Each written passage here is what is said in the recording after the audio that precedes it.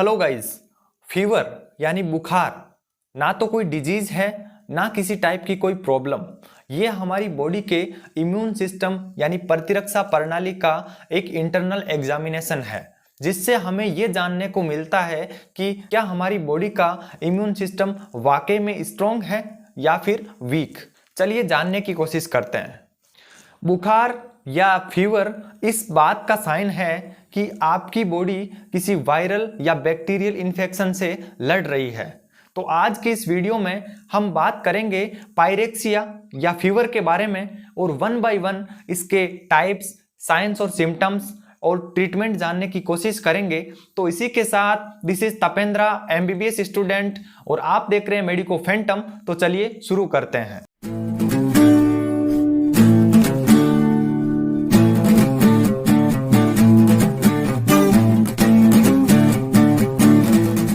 Friends, जैसा कि हम सभी जानते हैं कि हमारी बॉडी में वायरल, बैक्टीरियल या अदर इन्फेक्शन से लड़ने की अद्भुत शक्ति होती है।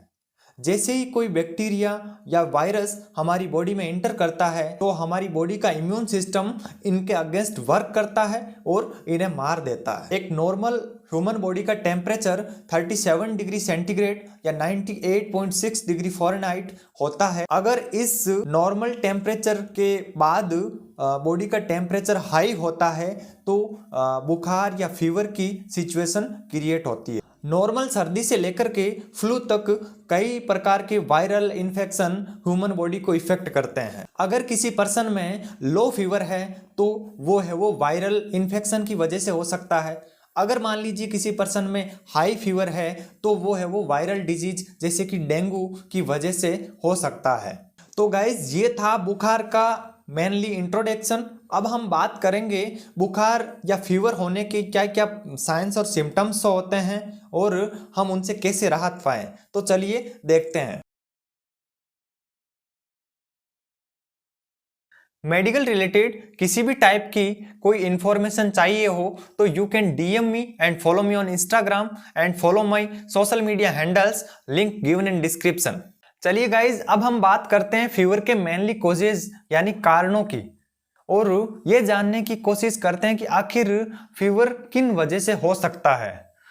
तो ज़्यादातर फीवर है वो फॉरेन प्रोटेक्शन, मतलब जब हमारी बॉडी किसी बैक्टीरियल या वायरल इन्फेक्शन से लड़ रही होती है तो बॉडी का टेम्परेचर हाई हो जाता है, तो है वो फीवर की सिचुएशन क्रिएट होती है। अगर मान लीजिए हमारी बॉडी में किसी भी टाइप का अदर कोई इन्फेक्शन हो तो भी फीवर हो सकता है। इसी के साथ में नर्वस सिस्टम की डिजीज या सर्जिकल ट्रॉमा यानी कि चोट भी फीवर का कारण बन सकता है। डिहाइड्रेशन या वेस्कुलर डिजीज भी फीवर की या बुखार की सिचुएशन क्रिएट कर सकते हैं।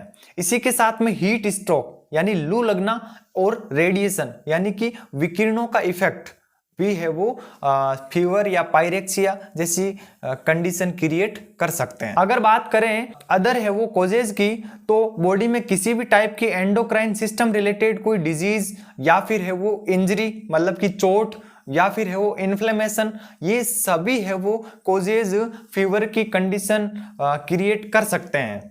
तो गाइज, ये थे फीवर के मेनली कॉजेज। अब हम ये जानने की कोशिश करते हैं कि फीवर होने के बाद पर्सन में क्या क्या साइंस और सिम्टम्स शो होते हैं। तो चलिए देखते हैं। चलिए फ्रेंड्स, अब हम बात करते हैं कि फीवर होने के बाद पर्सन में क्या क्या साइंस और सिम्टम्स शो होते हैं।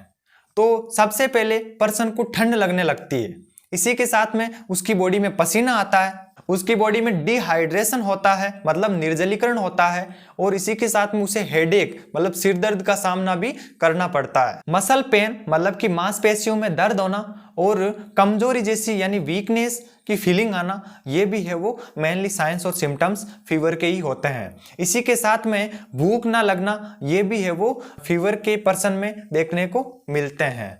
तो गाइज, ये थे मेनली साइंस और सिम्टम्स जो फीवर होने के बाद किसी पर्सन में देखने को मिलते हैं। चलिए अब हम बात करते हैं कि फीवर के क्या क्या हाउस होल्ड ट्रीटमेंट हो सकते हैं और इसके मेडिकल ट्रीटमेंट क्या क्या हो सकते हैं। तो चलिए देखते हैं। फ्रेंड्स, फीवर भी एक टाइप का नहीं होता है, इसके भी बहुत सारे टाइप हैं, लेकिन हमें ये पता करना होता है कि पर्सन को किस टाइप का फीवर है और उसी का ट्रीटमेंट किया जाए।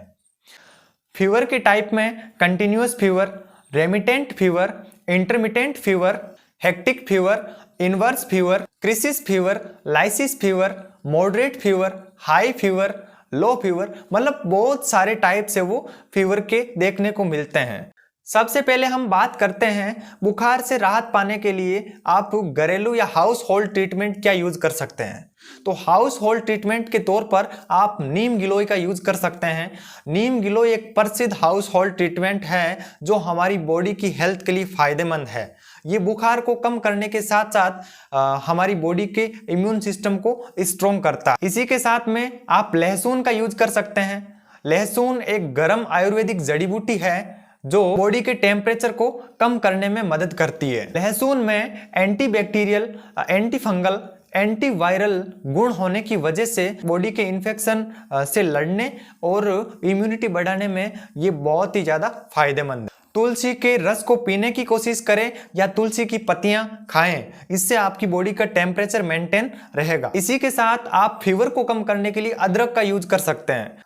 अदरक से बनी हुई चाय या अदरक से बना गर्म दूध एक अद्भुत इम्यूनिटी बूस्टर होता है। ये हमारी रेस्पिरेटरी सिस्टम को खांसी या सर्दी जैसी प्रॉब्लम से फ्री करता है ताकि आपकी बॉडी में डिहाइड्रेशन जैसी प्रॉब्लम ना हो। तो गाइज ये थे बुखार से राहत पाने के लिए घरेलू ट्रीटमेंट जो हम घर पे यूज करके काफी हद तक बुखार को कम कर सकते हैं। चलिए अब हम बात करते हैं कुछ आयुर्वेदिक ट्रीटमेंट की जिससे हम यूज करके बुखार को 50% तक कम कर सकते हैं। तो चलिए देखते हैं। फ्रेंड्स, आयुर्वेदिक ट्रीटमेंट के तौर पर आप महासुदर्शन चूर्ण 3 ग्राम यूज कर सकते हैं। इसी के साथ में आप गोदंती भस्म 500 mg यूज कर सकते हैं। इसी के साथ में आप सर्व ज्वर हर लो 125 mg यूज कर सकते हैं। और इसी के साथ आप संजीवनी बट्टी की 1 गोली सुबह शाम जल के साथ यूज करके बुखार जैसी सिचुएशन से काफी हद तक राहत पा सकते हैं। तो गाइज ये था बुखार से राहत पाने के लिए आयुर्वेदिक ट्रीटमेंट। इसे यूज करके हम फीवर की सिचुएशन को काफी हद तक कम कर सकते हैं। इसी के साथ में अब हम बात करेंगे मेडिकल ट्रीटमेंट की। बुखार से राहत पाने के लिए हम मेडिकल के तौर पर क्या क्या टैबलेट्स यूज कर सकते हैं। तो चलिए देखते हैं। फ्रेंड्स, सबसे पहले मेडिकल ट्रीटमेंट लेने से पहले आपको ये जानने की नीड है कि आपके हाई फीवर है या लो फीवर।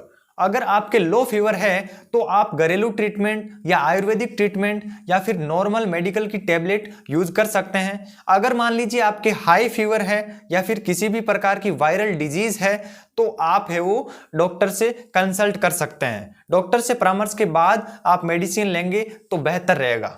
मेडिकल ट्रीटमेंट देने से पहले हम पेशेंट की हिस्ट्री, इन्वेस्टिगेशन और एग्जामिनेशन के आधार पर बुखार के कारण को जानने की कोशिश करते हैं। जब हमें ये पता चलता है कि पर्सन को किस टाइप का फीवर है उसके अकॉर्डिंग हम है वो ट्रीट करते हैं। तो गाइज अगर हम बात करें नॉर्मल मेडिकल ट्रीटमेंट की तो नॉर्मल मेडिकल ट्रीटमेंट के तौर पर आप टेबलेट डोलो मतलब कि पैरासीटामोल 650 mg 1 गोली सुबह शाम 2 दिनों तक यूज कर सकते हैं जिससे आपको बुखार से काफी हद तक राहत मिलेगी। इसी के साथ टेबलेट निमेसुलाइड 1 गोली सुबह शाम यूज कर सकते हैं। अगर पर्सन को CCF की प्रॉब्लम है मतलब कि कोल्ड कफ और फीवर की प्रॉब्लम है तो उसके लिए अदर ट्रीटमेंट दिया जाना चाहिए जैसे कि टेबलेट सोल्विन कोल्ड, ये है वो 1 गोली सुबह शाम दे सकते हैं। इसी के साथ आप टेबलेट टेक्जिन 10 मतलब कि लिवोसिट्रेजिन 1 गोली सुबह शाम यूज कर सकते हैं। तो गाइज ये था बुखार को कम करने का मेडिकल ट्रीटमेंट। अगर आपको हाई फीवर है तो आपको डॉक्टर से कंसल्ट करने की जरूरत है। तो गाइज आज का ये वीडियो यहीं पे होता है समाप्त। मिलेंगे अपने अगले वीडियो के साथ में, तब तक के लिए bye. Thank you for watching the video.